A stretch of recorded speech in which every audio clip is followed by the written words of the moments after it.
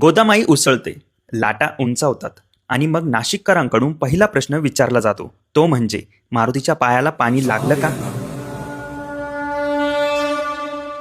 रामकुंडाच्या काठावर उभा असलेला हा अंदाजे 11 फूट उंचीपेक्षा जास्त भव्य दगडी प्रहरी केवळ मूर्ती नाही, तर आस्था, इतिहास आणि इशाऱ्याचं जिवंत प्रतीक आहे.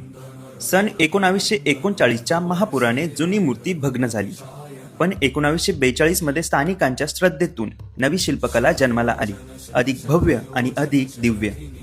या मारुतीची अद्वितीयता त्याच्या द्विमुखी मूर्तीमध्ये दडलेली आहे. पूर्वेकडे दास मारुती हात जोडून श्री काळारामाचे दर्शन घेतो, पश्चिमेकडे वीर मारुती गदा हातात घेऊन राक्षसाला पायाखाली दाबतो आणि सुंदर नारायणाचे दर्शन घेतो.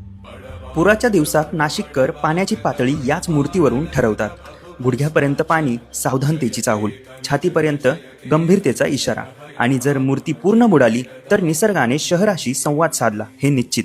चळे न ढळे जैसा शैल, अनेक पूर महापूर अंगावर झेलूनही हा महाबली हनुमान वज्रलेपी अभंग उभा आहे. ही केवळ एक शिला नाही, ही आहे श्रद्धेची गाथा, इतिहासाची साक्ष आणि निसर्गाच्या सामर्थ्याचा इशारा. ही आहे नाशिककरांच्या विश्वासाची जिवंत मूर्ती, दुतोंड्या मारुती म्हणजेच द्विमुखी मारुती.